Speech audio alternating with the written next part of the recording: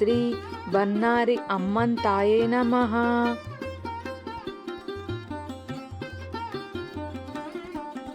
ఒక్కసారి ఊహించండి, మీరు రాత్రి సమయంలో సత్యమంగళం అడవిలో ప్రయాణిస్తున్నారు. చుట్టూ దట్టమైన అడవి, దూరంగా వినిపించే ఏనుగుల గింఖారాలు, కొండల మధ్య తిరిగే పొగమంచు, ఎదురుగా పొడవైన రహదారి. అలాంటి సమయంలో అక్కడ ఒక ఆలయం కనిపిస్తుంది.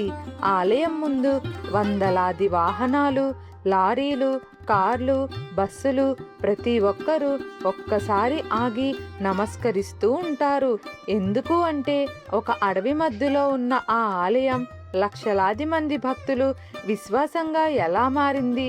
ఎందుకు ఈ ప్రాంతంలో ప్రయాణించే డ్రైవర్లు ముందుగా అమ్మవారి దర్శనం చేసుకుంటారు?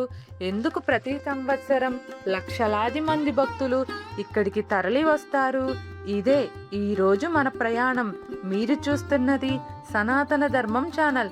సనాతన ధర్మంలోని అరుదైన క్షేత్రాలు, అమ్మవారి మహిమలు, స్థల పురాణాలు మరియు ఆధ్యాత్మిక రహస్యాలను మీ ముందుకు తీసుకువస్తున్నాము. ఈ రోజు మనం తెలుసుకోబోతున్నది సత్యమంగళం అడవుల మధ్య వెలిసిన శ్రీ బన్నారి అమ్మన్ క్షేత్ర మహిమ.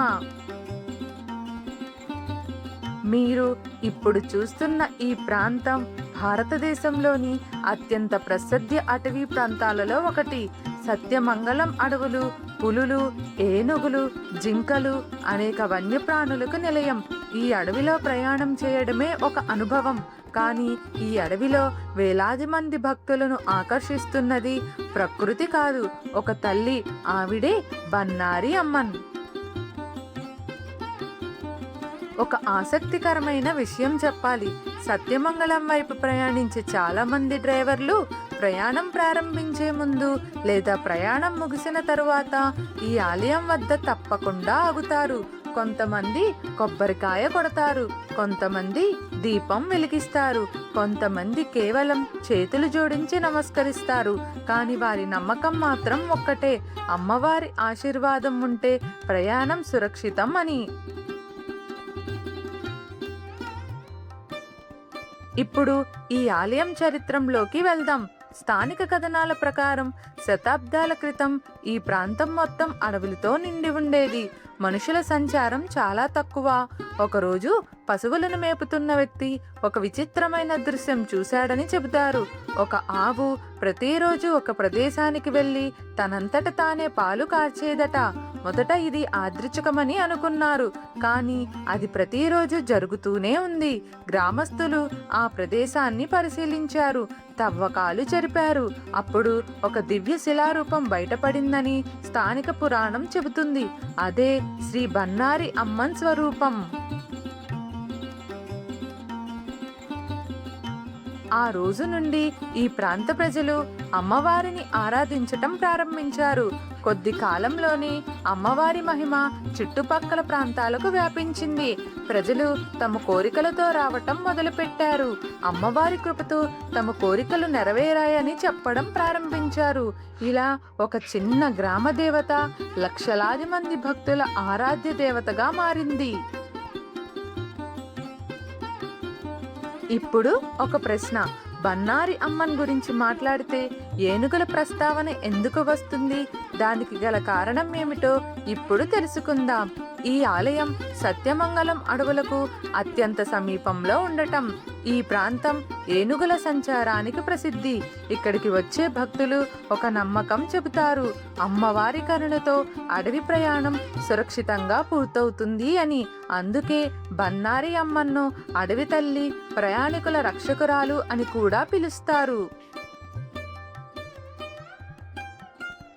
కానీ బన్నారి అమ్మన్ ఆలయాన్ని ప్రపంచవ్యాప్తంగా ప్రసిద్ధి చేసినది ఒక ఉత్సవం. అదే కుండం తిరువాళురా.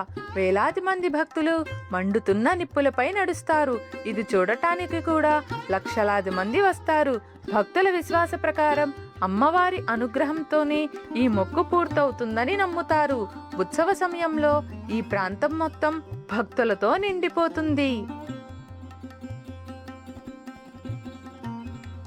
భక్తులు కోరుకునే కోరికలు ఏమిటంటే ఉద్యోగం, వ్యాపారం, వివాహం, సంతానం, ఆరోగ్యం, కుటుంబ శ్రేయస్సు ఇలా అనేక కోరికలతో భక్తులు అమ్మవారి సన్నిధికి వస్తారు. అమ్మవారి కృపతో తమ కోరికలు నెరవేరాయని ఎంతో మంది భక్తులు పంచుకుంటూ ఉంటారు.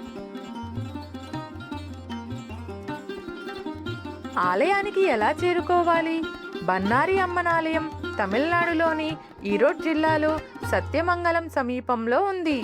కోయంబత్తూర్ నుండి బస్సులు అందుబాటులో ఉంటాయి. ఈరోడ్ నుండి కూడా నేరుగా చేరుకోవచ్చు. సమీప రైల్వే స్టేషన్ ఈరోడ్ జంక్షన్. సమీప విమానాశ్రయం కోయంబత్తూర్ అంతర్జాతీయ విమానాశ్రయం. సత్యమంగళం నుండి రోడ్డు మార్గంలో సులభంగా ఆలయానికి చేరుకోవచ్చు.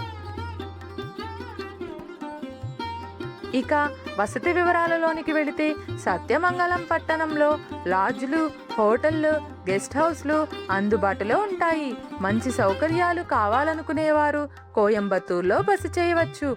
ఉత్సవాల సమయంలో ముందుగానే గదులు బుక్ చేసుకోవటం ఉత్తమం.